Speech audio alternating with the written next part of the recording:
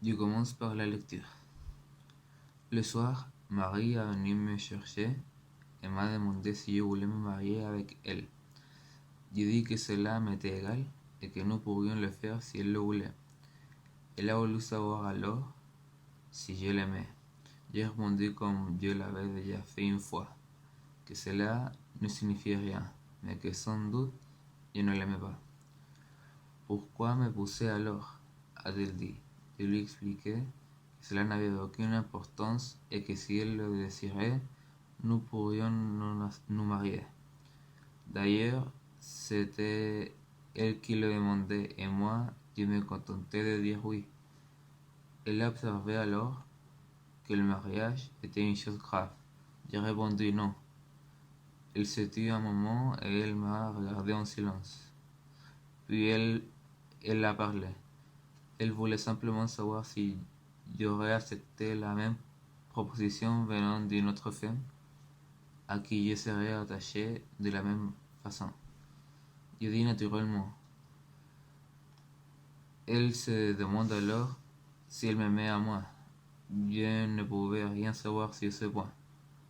Après, au autre moment de silence, elle a murmuré que j'étais bizarre, qu'elle m'aimait sans doute à cause de cela, mais que peut-être un jour je la dégoûterais pour les mêmes raisons. Comme je taisais, n'ayant rien ajouté, elle m'a pris le bras en souriant et elle m'a déclaré qu'elle voulait se marier avec moi. J'ai répondu que nous le ferions dès qu'elle le voudrait. Je lui ai parlé alors de la proposition du patron et Marie m'a dit qu'elle aimerait connaître Paris. Je lui ai appris que j'y avais vécu dans un temps et elle m'a demandé comment c'était. Je lui ai dit c'est sale, il y a des pigeons et des cours noirs. Les gens ont les peaux blanches. Je commence l'analyse. La scène appartient à la notion de l'absurde, est créée au XXe siècle, opposée à celle de l'homme qui cherche le sens de l'existence.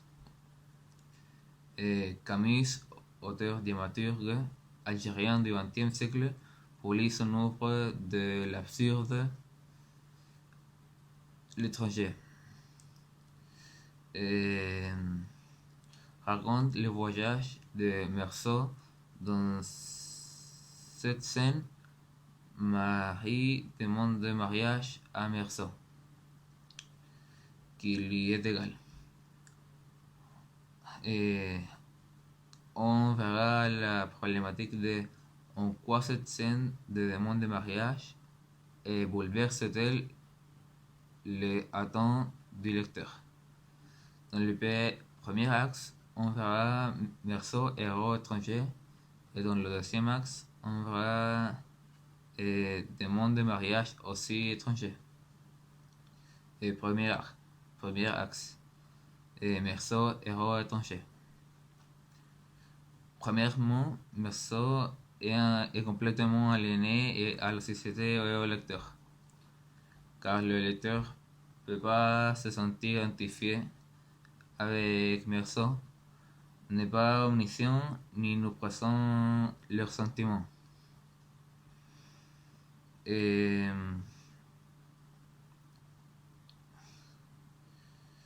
Meursault seulement nous donne des descriptions physiques, comme dans la première ligne quand il nous dit Marie est venue me chercher et m'a demandé si je voulais me marier avec elle. Ça nous montre comment le personnage il est étranger. Deuxièmement, Meursault permet l'absurde à travers son indifférence. Des citations, on le voit dans la ligne 2 quand il dit cela m'est égal. Meursault réagit avec indifférence dans une situation socialement importante. Et finalement, on voit que le comportement du personnage agit sur l'environnement. À cause de ce comportement, on voit des confusions sur Marie. Par exemple, dans la ligne 11, où il dit elle a murmuré que j'étais bizarre. Et aussi, on voit certains points péjoratifs sur le mariage quand Meursault parle négativement du Paris. Et en transition, ce héros étranger se trouve dans une situation aussi étrangère. Et raconte le voyage de Meursault. Dans cette scène, Marie demande de mariage à Meursault, qui lui est égal. Et on verra la problématique de en quoi cette scène de demande de mariage bouleverse-t-elle les attentes du lecteur. Dans le premier axe, on verra Meursault, héros étranger, et dans le deuxième axe, on verra demande de mariage aussi étranger. Et premier axe, Meursault, héros étranger. Premièrement, Meursault est complètement aliéné à la société et au lecteur, car le lecteur ne peut pas se sentir identifié avec Meursault, n'est pas omniscient ni nous présente leurs sentiments. Et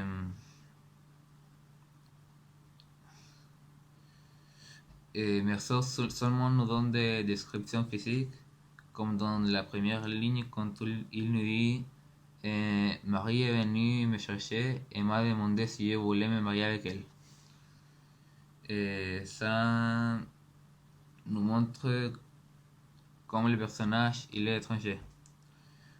Deuxièmement, Meursault permet l'absurde à travers son indifférence. Et des citations, on le voit dans la ligne 2, quand il dit cela m'est égal. Meursault réagit avec indifférence dans une situation socialement importante. Et finalement, on voit que le comportement du personnage agit sur l'environnement. À cause de ce comportement, on voit des confusions sur Marie. Par exemple, dans la ligne 11, où il dit elle a murmuré que j'étais bizarre. Et aussi, on voit certains points péjoratifs sur le mariage quand Meursault parle négativement du Paris. Et en transition, ce héros étranger se trouve dans une situation aussi étrangère. Axe 2. Une demande de mariage étrangère, une situation surprenante. On doit se rendre compte qu'une demande de mariage, ce n'est pas n'importe quelle chose. Et d'après dans la société où on habite, celle-ci est une décision très importante où on évoque des sentiments purs.